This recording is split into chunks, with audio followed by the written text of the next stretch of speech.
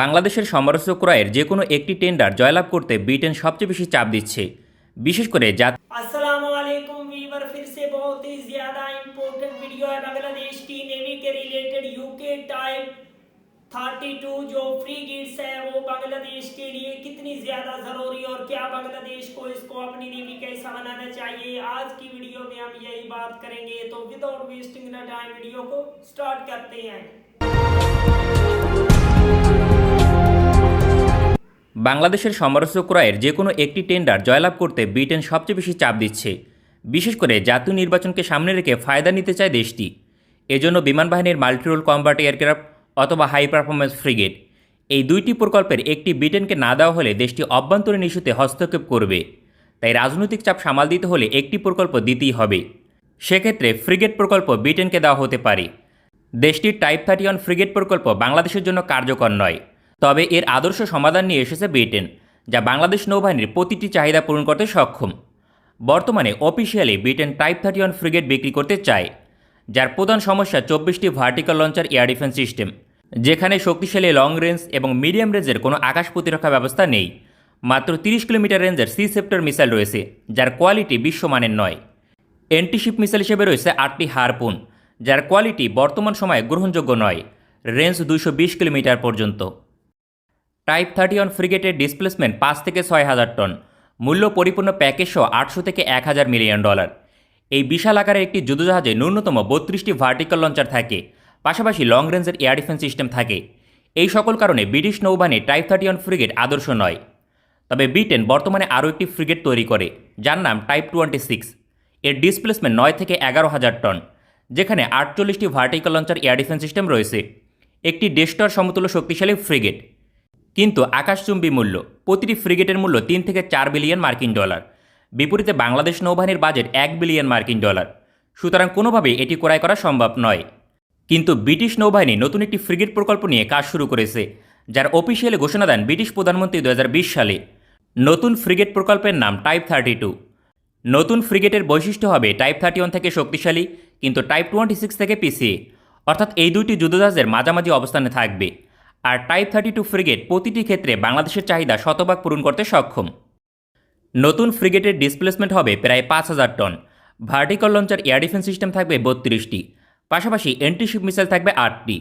32টি vertical লঞ্চারের মাঝে ester 30 long range আকাশ প্রতিরক্ষা ব্যবস্থা থাকবে, যার রেঞ্জ 120 কিলোমিটার পর্যন্ত। তবে 24টি পর্যন্ত লং রেঞ্জ অ্যাস্টার 30 থাকবে। অবশিষ্ট ভার্টিক্যাল লঞ্চারে Sea Ceptor air defence missile থাকবে, যার রেঞ্জ 30 কিলোমিটার পর্যন্ত। সি সেপ্টর মিসাইলের একটি সুবিধা হচ্ছে একটি লঞ্চার থেকে 4টি মিসাইল ফায়ার করা সম্ভব। সেক্ষেত্রে 12টি লঞ্চার থেকে 48টি 30 কিলোমিটার রেঞ্জের সি সেপ্টর মিসাইল ফায়ার করা সম্ভব, পাশাপাশি 24টি Aster 30 long range air defence system. বাংলাদেশের পার্শ্ববর্তী দেশ ভারতের যে কোনো ডেস্ট্রয়ার থেকে টাইপ 32 ফ্রিগেট প্রকল্পের আকাশ প্রতিরক্ষা ব্যবস্থা বেশি শক্তিশালী অবস্থানে থাকবে। সেক্ষেত্রে বঙ্গোপসাগরে একক আধিপত্য ধরে রাখতে বড় ধরনের অ্যাডভান্টেজ পাবে। ভারতের সবচেয়ে আধুনিক যুদ্ধজাহাজগুলোর আকাশ প্রতিরক্ষা ব্যবস্থা টাইপ 32 ফ্রিগেট থেকে অনেকটাই পিছিয়ে। নতুন ফ্রিগেট প্রকল্পের জন্য ব্রিটিশ নৌবাহিনী হারপুনের পরিবর্তে নেভাল স্ট্রাইক মিসাইল নির্বাচন করেছে। নরওয়ের তৈরি পঞ্চম প্রজন্মের stealth antiship missile Naval strike. রপ্তানি সংস্করণের রেঞ্জ 185 কিলোমিটার। এটি তার রেঞ্জে পৃথিবীর সেরা 2টি অ্যান্টিশিপ মিসাইলের একটি।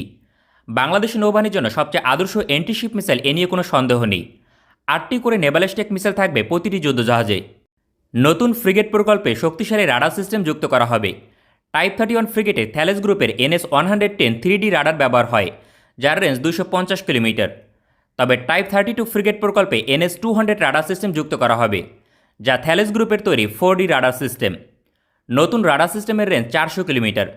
আধুনিক ফাইটার, মিসাইল, ড্রোন সহ যে কোনো আকাশের লক্ষ্যবস্তুকে 400 কিলোমিটার দূর থেকে শনাক্ত করতে সক্ষম। স্টেলথ ফাইটারকেও 150 থেকে 200 কিলোমিটার দূর থেকে শনাক্ত করতে সক্ষম। তবে এই রাডার সিস্টেমের সবচেয়ে বড় সুবিধা 2000 কিলোমিটার দূর থেকে ব্যালিস্টিক মিসাইল শনাক্ত করতে সক্ষম।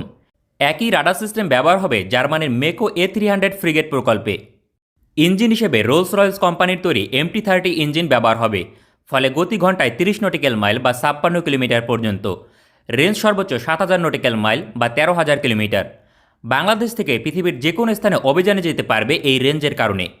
সাবমেরিন শনাক্ত করার জন্য ফরাসি থ্যালেস গ্রুপের সোনার সিস্টেম থাকবে, যা পৃথিবীর অন্যতম শক্তিশালী।